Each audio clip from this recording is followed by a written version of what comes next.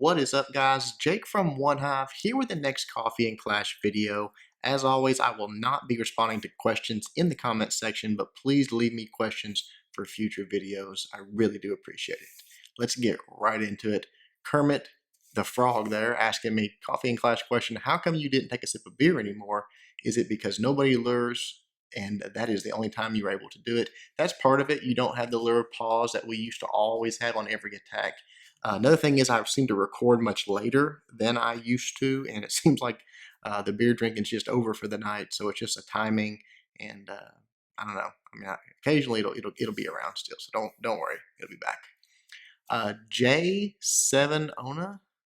That's supposed to mean something there. Jake, is your wife a redhead? If not, did she come into your room at one point in time asking you why you keep saying we love the redheads and you do too? Any stories behind saying the wrong thing? Takes a sip of beer, enjoys the vids. I've been glued to them ever since I got on the 3-star bug. Awesome, man. Appreciate the support. Really glad you're enjoying the videos. No, my wife is not a redhead. She is actually half Korean, so dark hair. I've really never been attracted to redheads, so no, definitely not. I do like Valk's redheads in the game, except for that the fact they do not listen. They can do their own thing. Very hard to control. So let's see. Justin Nanu. Hey, Jake, in answering the question about your lack of invitation to ClashCon, you described your relationship with Supercell as one in which they don't communicate with me anymore. I'm curious what sort of communication you used to have with Supercell, and if they were open to dialogue again, what would be the first things you want to tell them? Right around the time I hit about 10,000 subscribers, I reached out to Supercell and was finally directed towards Marika, which is I guess, the head of community outreach or whatever her title is there. She deals with the YouTubers basically and is the head of that department. And we just had a communication to where I would occasionally send her videos, maybe ask her a question. She would respond, basically trying to get her to tweet out a video or something like that. And it never really happened, but she was always very friendly and always responded to my emails. That all sort of culminated, as I told you guys, when she told me that about the war panel they were going to have, wanted me to speak there. I was so super excited. And then from that day forward, I basically never heard from her again. And if she did respond to me at this point, I would simply ask her what happened. What did I do to upset them? Because obviously it was something. So maybe someday I sorted out it, but you never know. Scott Folsom. If Supercell gave you a choice between arranged matchups and clan war tournaments, what would you rather see and why? If tournaments do come to fruition, how many clans would you prefer in a tournament?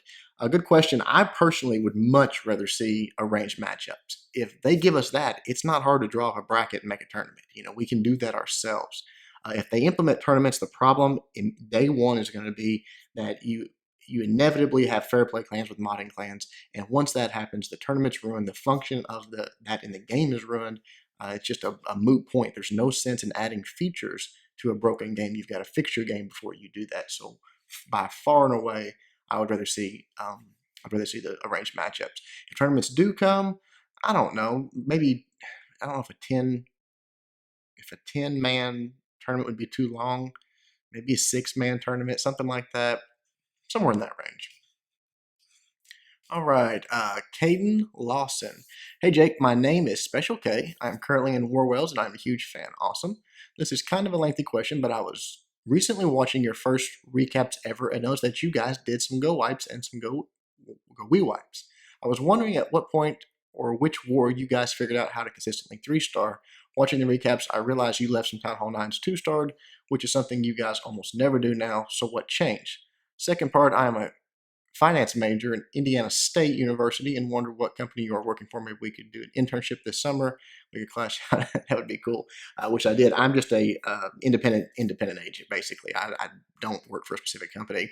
As far as your question about the 2-star, that's an interesting question. And you can go back and you can watch those, and there's no doubt about it that we learned. It was a process. It wasn't an overnight. We just didn't decide we were going to be 3-star guys, and that's the way it was. After the Hog update, where Giant Bombs got buffed and everybody, quote, Hogs got nerfed, nobody knew how to 3-star bases because nobody had to do anything besides Hogs at that point. So it all had to be learned. And we learned just like Clan deciding today to be 3-star guys learned. Yes, we had Go Wipers. Yes, we had Go Wee Wee guys that would come in, and we actually had a list of bases. And every war, when the war started, we actually said, okay, up until about this point, we expect the bases below that to be 3-stars. So the early to mid Town Hall 9s, we wanted to be 3-stars. At the time, we didn't have the skill or ability to 3-star maxed out Town Hall 9s. So we were aware of that and had to go for the 2-star. But as we progressed and as we learned and evolved, we slowly climbed the map up to the point where there was no line anymore. All Town Hall 9s were expected to be 3-starred, and Town Hall 10s 2-starred. So it's just that progression, and it was fun to learn, and I think it was probably fun for people that have been around that long to watch the progression. So I hope you've enjoyed it if you continue to follow that. Minion Mafia. In your thumbnail on your iPad, you showing a replay of an attack. So whose attack is it? That is Zhang's attack. You guys that have been around for a while know Zhang. He still does. He's not. He's not in the clan right now. I don't know if he's taking a small break or what. But Zhang has been an old school one-hiver for sure, and that was one of his. Xander De Jesus. Dear Jake, this might have already been answered. I'm new to this series. Well, welcome to the series, man. What's your opinion on the max 4 attack by Clashhead? Do you regret saying that the 4 Quake spell wouldn't work in Town Hall 9? I have addressed the max attack and what my thoughts are on it, and you can go back. I think it's just the last Coffee Air Clash or the one before that and see my answer on that. But as far as regretting what I said about the 4 Quake spell wouldn't work in Town Hall 9, I don't regret it. I was just wrong, and I'm not above being wrong. I'm not ashamed to admit when I'm wrong. When the Quake spells come out, having to use 4 of them or 2 true spell slots, I said I thought was too expensive to be incorporated into any 3-star attack. It would work for 2-star strategies. And at Town Hall 9, I was proven wrong. Town Hall 10, I don't think I've seen many with Quake. There has been a few, but very few. But I wasn't the only one that felt that way. But again, I don't regret it. I mean, it was my opinion, and people are very innovative. They come up with a lot of cool things, and they came up with a way to make it effective and make it work, even with basically just using Quakes to open up a compartment. If it's a key compartment and the right defenses are around it and the queen and all that, it can work. So it's awesome. I think I'm not like ashamed of it or anything. Andy Overdoff. This person in a clan called War Addicts, clan level 8, says they are 100% fair play and that you guys are not because you gem your heroes. I then explain it was put in the game by Supercell, so it's not cheating. How do you feel about that, and how would you feel about warring their clan? I think that's insane. I think he's either trolling or he's a moron. I mean, no logical, reasonable person would say that because someone uses a feature in the game that was put there by the creators of the game, that they are not fair play. That's, again, moronic. But I don't know who that clan is, but if our weights match up and they're a fair play clan and want to try us out, I think that would be awesome. Gregory Stewart. I see so many 99% attacks in your videos, including your live one that uploaded on the 15th. My question is, do you think Supercell should add a mechanic into the game that would extend the battle timer once you got to 95%, or when all defenses are down? Interested in hearing your thoughts. I mean, nobody gets more frustrated about a 99% than me, but no, I don't think that they ought to change anything right now, because you see people wrecking bases in, I mean, I've seen it in like a minute 20, close to a minute sometimes on high-level Town Hall 9s. So I think they'd be making a mistake by doing something like that. I think it's part of base design. It's part of things you do things that are going to soak up that time, and it's just a cat and mouse strategy game. The attacks that you see that are 99%, someone turns around and 3-stars that base. So I think that it's not necessary right now. In the future, possibly, as more things are added, especially like Town Hall 10, maybe Town Hall 11, the map has to keep expanding, things get bigger. You're going to eventually have to do something there. But right now, at Town Hall 9 especially, I don't think it needs it, as bad as I hate to say it. Peter Lee, or Lee, I don't know how you say that. Remind yourself to suck less, not to me, you cheater. Such an offensive outro. You only win with Xmod, nothing else. Otherwise, you would probably get, is it -2% or -1%? Peter, if you are offended by my outro, 1, you need to toughen up, and 2, you probably suck.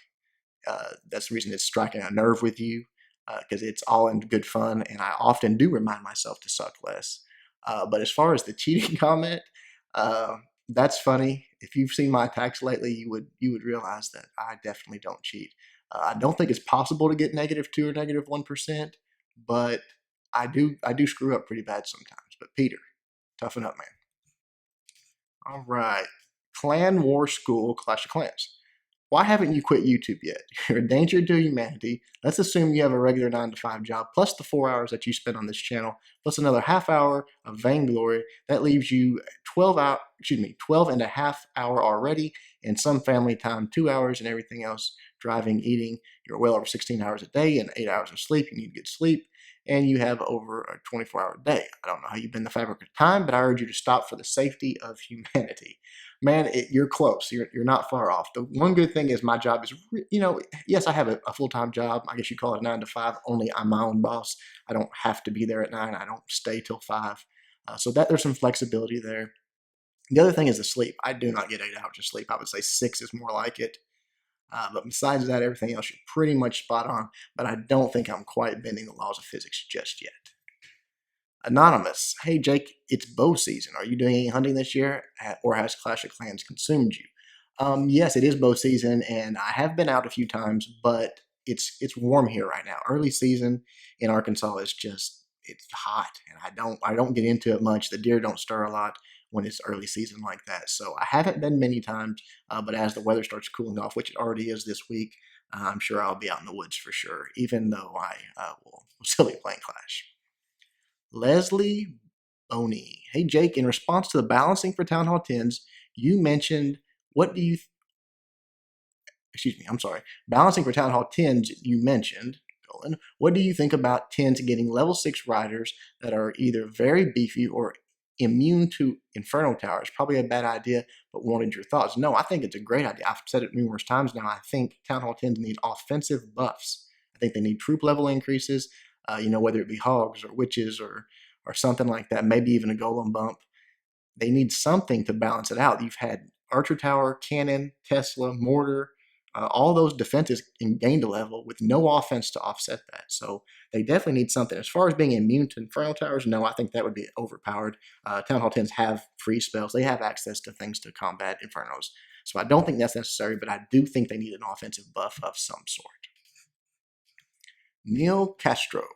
Do you think it would be better if Supercell reduced the time in clan wars, like 12-hour prep day and 12-hour battle day? No, I don't. I think that would be detrimental to international clans like ours, where you have people from all over the world that are doing attacks that need the time. People have jobs, people have lives. They don't always have a lot of time to do it. If you caught a war at the wrong timer, you would basically have that person may possibly be asleep and at work all day long during that war, and you wouldn't have a chance for them to attack. So I think that would be bad. Plus, you guys have seen now on the Twiddlers how much time we spend on attacks. If you multiply that out, there's literally already not enough time to do that for every attack in the time that there is in a war if you have a 35 or 40 person war. So I think it would be a bad idea. I think the system that's in place is fine right now. I do hope they implement like the 5-on-5 greatly reduced wars, 1 maybe 2 hours long, and get your attacks in, and that's that. But not in place of wars, but in addition to wars. You could do it while you were still at war. I think that would be an awesome feature for the game. So I'm really keeping my fingers crossed for that. But as far as changing the way war works right now, there would be no more international clans. It would be simply regional clans, and I think that would be a mistake. Minion Mafia. Is this 2 for Minion Mafia? Seems like they might have already answered one for him. For Coffee and Clash, when Clash of Clans dies out, will you still make YouTube videos and switch over to a different game, or do you think you will just be done with YouTube? Man, I don't know, and I've thought about it, but because I do enjoy, playing these games and getting the feedback from you guys and learning from you guys and teaching you guys, all of those things. But I don't know, because I don't know, I am enjoying Vainglory, but obviously I don't think it has the draw that Clash of Clans have. I don't know that it would be the same type of response if I switched over something like that. So only time will tell. I think I would like to hypothetically, but in reality, will it happen? Will it be something that I do? I don't know. I would say maybe not, but we'll see. Hopefully. Matt Moore. Jake, fellow EQ2 player here. For those of you that don't know, that's Everquest 2, a massive multiplayer game that I played for the better part of a decade, or used to be. How do you finally kick Evercrack? That's what we used to call it. It's funny. It took me the better part of a decade to quit, and now I can finally say that it isn't any interest bringing me back to the game. I think Clash has helped me. I'm sure it was for you too. I had some great times on Nagafin, which is just a server. You had different servers on that game with competitive PvP on Onyx. But I'm glad to put that game behind me. I'm sure you can relate. I love to hear your experience with EQ2. Yeah, man, I am. There's definitely no chance of me ever going back to EQ2.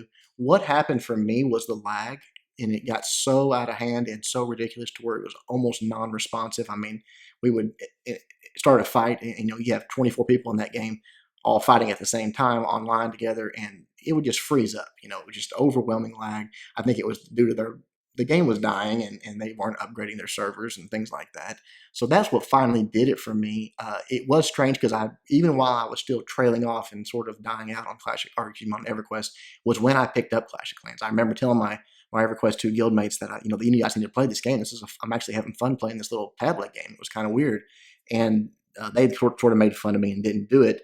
And when I finally left the game for good, I actually sold my gaming PC, and it was over. I knew it was over, and I knew that I would never be back to it. And I've not regretted it. I actually have not kept up with the game, don't know the status of it, don't even know what's going on with it. But I did have fun during that time in my time with EverQuest, and played at a very high level and enjoyed every bit of it. Not so tiny.